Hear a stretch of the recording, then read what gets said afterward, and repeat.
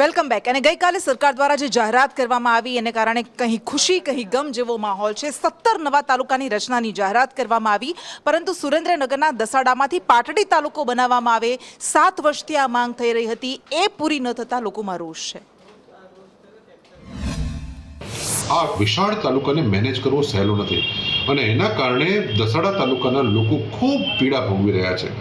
ત્યારે અમને આશા હતી કે આજે કેબિનેટની બેઠકની અંદર દસાડા અને પાટડી એ બંને તાલુકાનું વિભાજનની કોઈ સુંદર મજાની દરખાસ્ત મંજૂર થઈને આવશે, પરંતુ નબળી નેતાગીરીના કારણે આ શક્ય બન્યું નથી અને ફરીથી દસાડા અને જનતા માટે એક અવસર ચૂક્યા બરાબર આ પ્રસંગ નિમિત્ત થયો છે। વાયા અને જે પ્રમાણે એક્ટિવિટી હોય, આયોજન હોય અને એના વિકાસથી ના કામોને લગતી જે ગ્રાન્ટ હોય એમાં પણ આવડા મોટા તાલુકાઓને એ જ ગ્રાન્ટ મળે છે અને નાના તાલુકાઓને પણ એ જ ગ્રાન્ટ મળે છે। એટલે ક્યાંક ને ક્યાંક આ પછાત તાલુકાઓને હજુ પણ વધારે પછાત રાખવાનું પાપ અત્યારના સ્થાનિક ધારાસભ્યશ્રી અને સત્તાધીશો તાલુકો જે વર્ષોથી તમામ સમાજના લોકોની માંગ છે આ બે ભાગમાં વિભાજિત થવો જોઈએ અને આવનાર સમયમાં જો આ બાબતે રાજ્ય સરકાર યોગ્ય નિર્ણય નહીં કરે તો સંપૂર્ણ દસાડાના એક ગામજનોને સાથે રાખી